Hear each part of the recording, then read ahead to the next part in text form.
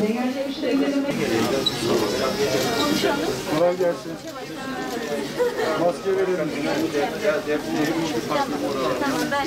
Değerli müşterilerimiz, sizlerin ve personellerimizin sağlığı için sosyal mesafeyi lütfen koruyalım.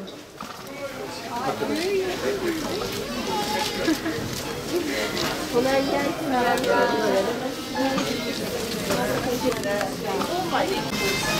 Değerli müşterilerimiz, sizlerin ve personellerimizin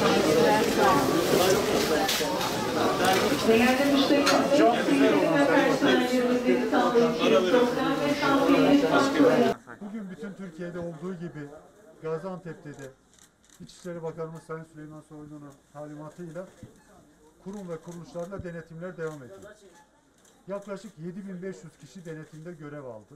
Bunlar polislerimiz, askerlerimiz, belediyenin her kademesindeki personellerimiz, tarımın görevlileri, milli eğitimin görevlileri, din görevlilerimiz. Yapılan işlem rehberlik, yapılan işlem Covid ile ilgili mücadelede farkındalık oluşturmak. Gaziantep birlikte iş yapma kültürünün yüksek olduğu bir şehir. Biz daha önceden zaten belediyelerimizle el ele vererek, özellikle Büyükşehir Belediye'mizle çalışmalarımız devam ediyor. En belirgin, en önemli çalışmamız da 15 günde 15 milyon maske projemizdi. Bu 15 milyon maskeyi dağıttık, dağıtıyoruz. Dağıtmaya da devam edeceğiz. İhtiyaç olursa yine dağıtacağız. Bu o kadar büyük bir rakam ki herhangi bir yerdeki 10 büyükşehirin, 15 büyükşehirin toplam dağıttığı maskeden daha fazla. Bu da Gaziantep'in birlikte iş yapma gücünü gösteriyor. Gaziantep özelinde bir artış yok. Zaman zaman Türkiye genelinde artışlar oluyor, azalışlar oluyor. Burada da rakamlara çok takılmamak lazım. Biz tedbiri alıyoruz. Tedbir almadığınız zaman 3 günde Türkiye'nin en yüksek vakasına ulaşabilirsiniz.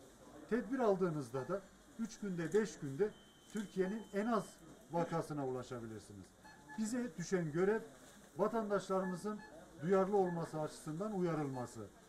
Kamu kurum ve kuruluşlarına hizmet verirken bunu uygun şartlarda vermesi. Maskeye, mesafeye, temizliğe dikkat edilmesi.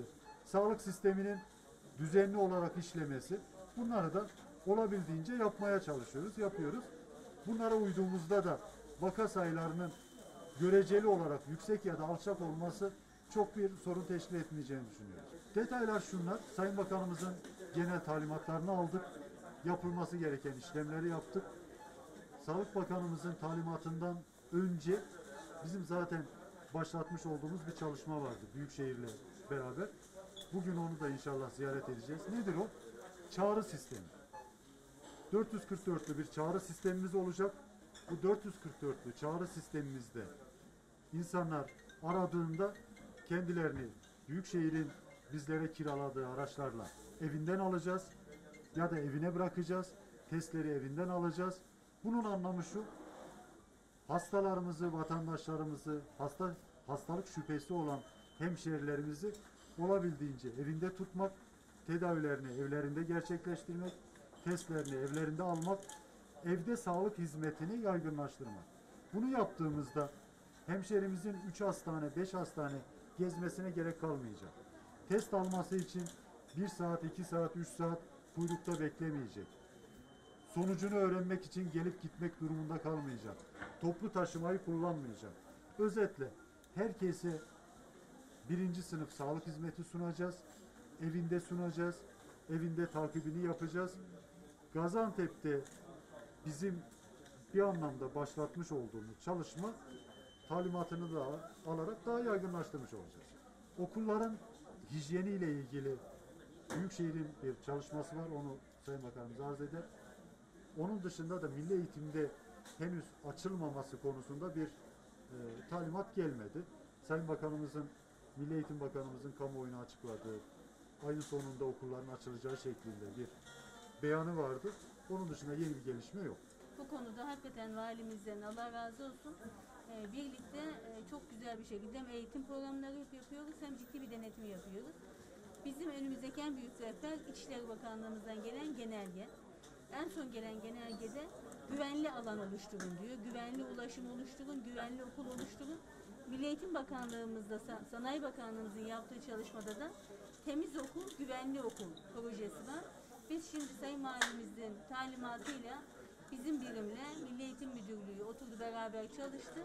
Güvenli okulla ilgili içeriye girerken kameralar, maskeler, çocuklarımızın maskeleri, ıslak zemine gittiğiniz zaman sıvı deterjanı, öğretmenlerimize dezenfekte verme ve o okulda güvenli bir okul olduğu, temiz okul olduğu ile ilgili her türlü sertifika programının altını oluşturma ve bu sertifika programıyla birlikte bu okulun güvenli olduğunu, öğrenciler için, öğretmenler için, veliler için güvenli bir alan oluşturduğunu çalışacak. Yeni bir çalışmayı da başlatıyoruz. İnşallah bir 15 gün içerisinde bu çalışmaların hepsini tamamlamış olacağız. Güvenli ulaşım, güvenli okul, güvenli şehir.